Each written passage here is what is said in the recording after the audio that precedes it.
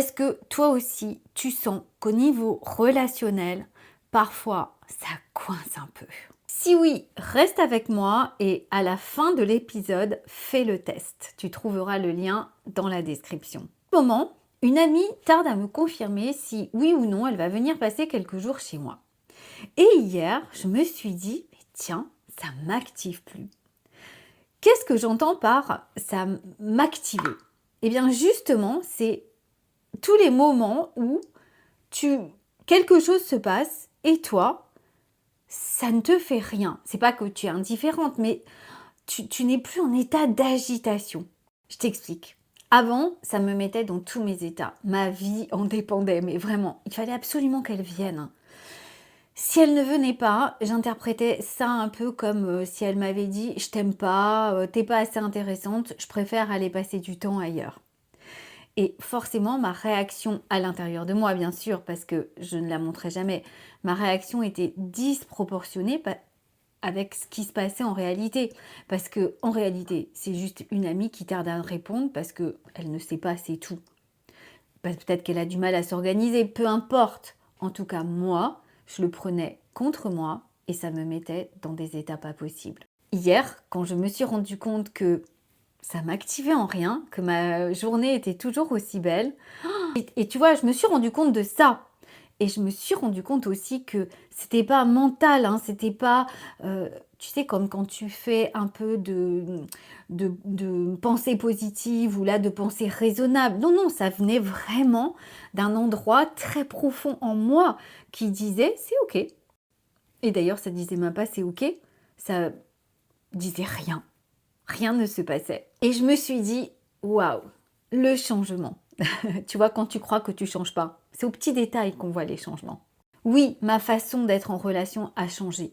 C'est de moins en moins, j'allais dire, c'est plus quelque chose qui coince, mais en fait, c'est de moins en moins. Avant, c'était pas juste une amie qui tarde à répondre à un message. Avant, c'était tout mon système, tout mon être qui interprétait ça comme un possible retrait du lien, un rejet. Et tu sais bien que pour ton système, être rejeté, c'est très activant. Quand tu es dans un programme relationnel inconscient, on parle de la manière dont notre système s'est organisé très tôt pour préserver le lien avec les figures importantes de notre vie. Quand on était enfant, c'était nos parents. Et au début, bien sûr, ceux qui nous ont élevés. Mais ensuite, ça s'applique aussi aux gens qui nous sont très proches. Nos compagnons, nos enfants, nos amis très proches, dont cet ami. Et ça va jusqu'à ton patron. Le cerveau et le corps, à ce moment-là, apprennent à scanner les signes de disponibilité ou d'indisponibilité des autres. Donc, si dans l'enfance, la disponibilité de tes adultes, des adultes qui étaient près de toi, était imprévisible, ce qui était le cas chez moi, ce qui était le cas dans ma famille, parfois présent, parfois pas, eh bien, tu développes à ce moment-là un style d'attachement qu'on appelle anxieux, désorganisé ou évitant. Parce que selon ton style d'attachement, les réactions ne sont pas les mêmes. Donc peut-être que tu te reconnais dans cet exemple. Ça, c'est plutôt un exemple anxieux.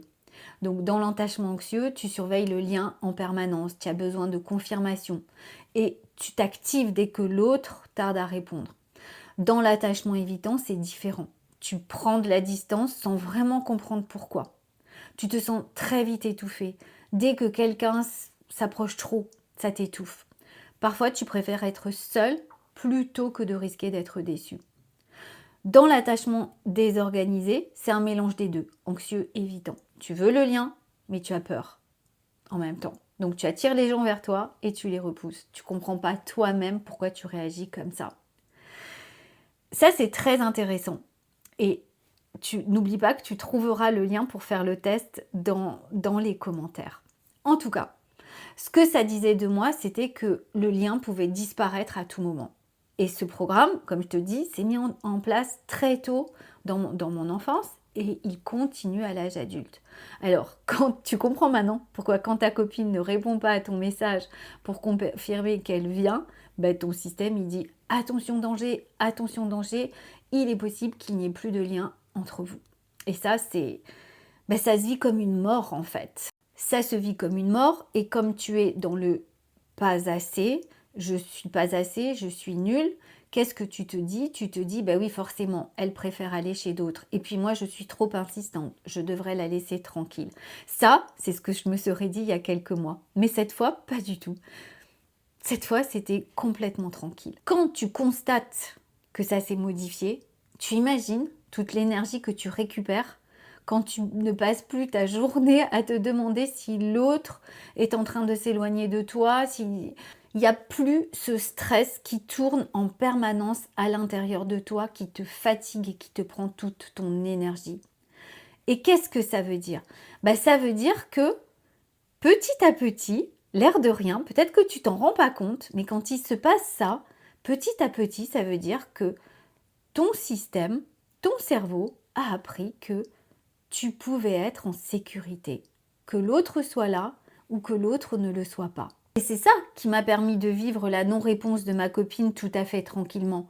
Parce qu'en fait, à l'intérieur de moi, ça ne dit plus « Ah, c'est moi le problème », mais ça dit « Ok, elle me répondra quand elle pourra ». C'est quelque chose, c'est arrêter d'être en état de vigilance permanent.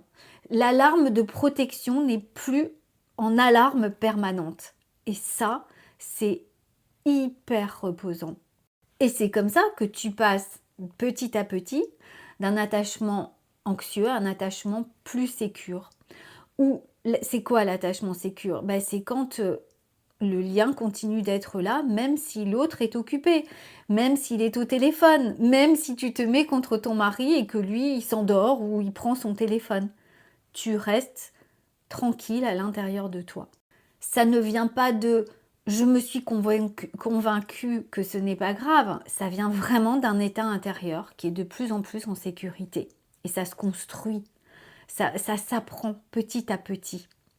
C'est pour ça que si tu es dans un attachement de style anxieux, tu peux te dire « je comprends pas, quand je suis seule, tout va bien, et dès que je rentre en relation, tout s'emballe ». Parce qu'on a des schémas relationnels inconscients. Les relations, c'est vraiment le portail où les programmes d'attachement se déclenchent en fait. Donc c'est normal, seul tu vas bien, mais dès que tu es en lien, tu commences à te demander est-ce que je compte, est-ce que je suis choisie, est-ce que je suis importante, est-ce que je suis pas trop nulle, est-ce que je fais bien ce qu'il faut, bla bla bla. Quand tu vois tous ces programmes, que tu commences à leur faire de la place, tu transformes tout ça petit à petit et tu vas de plus en plus vers un attachement sécure. Et comme moi, un matin, tu te lèves en te disant en fait c'est marrant, génial, ça m'active plus du tout. En fait, ça fait quelques mois que c'est comme ça, mais je m'en rends compte seulement maintenant. Alors, si toi aussi, ça te parle, si tu en as marre, si tu veux connaître ton style d'attachement parce que tu sens bien qu'au niveau des relations, ça coince, tu en as marre de checker le téléphone, de vérifier, de contre-vérifier, de te sentir de trop, de te sentir mal à l'aise et que tu veux comprendre comment tu fonctionnes, comment fonctionnent tes schémas relationnels inconscients, fais le test, le lien est dans la description.